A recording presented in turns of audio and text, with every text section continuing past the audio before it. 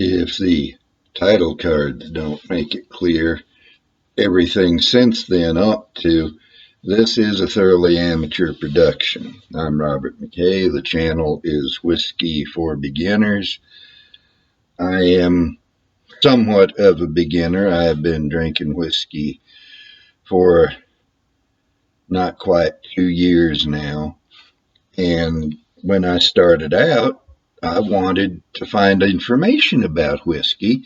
I couldn't find it all in one place, and that's what this channel aims to do, is give you basic information all in one place. Today, I'm going to address the question, or a question. Let me just set the question apart and ask it.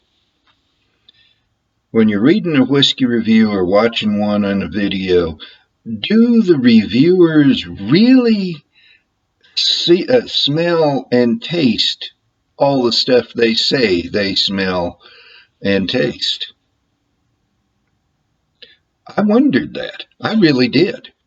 I would read a review, and then I would drink whiskey, and I would say, I'm not getting all this fancy stuff. And there for a while, I thought maybe they were just making it up, the way some people will invent jargon in the academic world, say, to sound profound when, if you boil it all down, they're really saying nothing. Well, it turns out that whiskey tasting is extremely subjective. What one person smells, another won't. What one person tastes, another might not. I have allergies, and of course, as soon as I begin talking, they crop up. Two people can taste the same whiskey side by side and have different experiences of it. You see that, I think, particularly Josh and Aaron on the channel Whiskey Stuff and Whiskey. It really is Whiskey and Stuff, but the name of it is Stuff and Whiskey. And Josh will get one group of notes on the nose. Aaron will get a similar but not identical group. The same with the taste. And you can even get a different experience of whiskey yourself. There are times when I've taken to calling it a molt, like a crab molt or a butterfly molt. Well, a caterpillar molt and becomes a butterfly.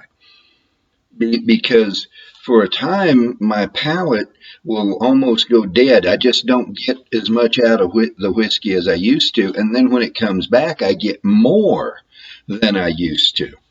That's happened to me twice now. And a whiskey that I've loved all of a sudden is flat. And then when my palate comes back, it's even better. The same bottle, not just the same brand, the same bottle. And whiskey itself can change. Josh and Aaron of Stuff and Whiskey did a blind tasting. Now, they set it up. They knew it was going to happen at some point, but they didn't know this was what it was as they were doing the tasting. They had no idea what the two sample bottles held. If I remember correctly, it was Wild Turkey Rare Breed, but whatever it was, they'd taken the last two, or the first 2 ounces, poured it in a sample bottle, set it aside. When they came to the end of the bottle, they took the last 2 ounces, poured it in a sample bottle, set it aside, paired up those 2 bottles, and in a randomized rotation, eventually they came to those 2 bottles. They tasted those 2 bottles, and though Aaron especially thought they were related whiskeys, neither Josh nor Aaron realized they were the same whiskey, the same bottle.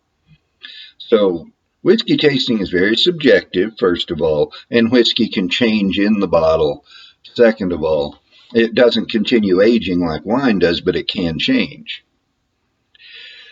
And when you understand these things, it makes a little more sense that you taste a particular whiskey and get certain notes.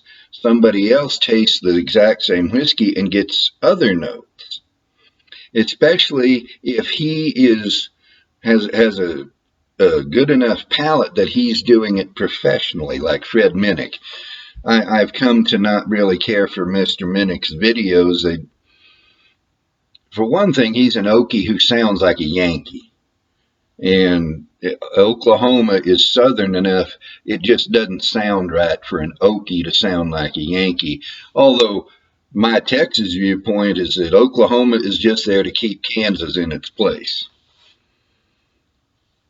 But also he's a world expert on bourbon, but he just doesn't seem to communicate things very well to me. Others obviously like his videos. He's got a ton of subscribers. So it could be just be me. But he's a world expert on bourbon, and he'll get things out of a whiskey that I could never begin to get. On the other hand, I get things out of whiskey that other reviewers seem not to. I fairly often get a butter taste or a butter smell off a whiskey. And I don't know if I've ever actually come across that in a review that I've read or watched. So the answer to the question is no, they're not making things up. These reviewers aren't. We really are getting the notes that we say we're getting. It's just that somebody else drinking out of the same bottle side by side might be getting totally different notes because it's such a subjective thing. We're all individuals. We're all unique. And so we get different stuff. And that's pretty much all I have to say. I never know how to end a video, so I'll just click the button and stop recording.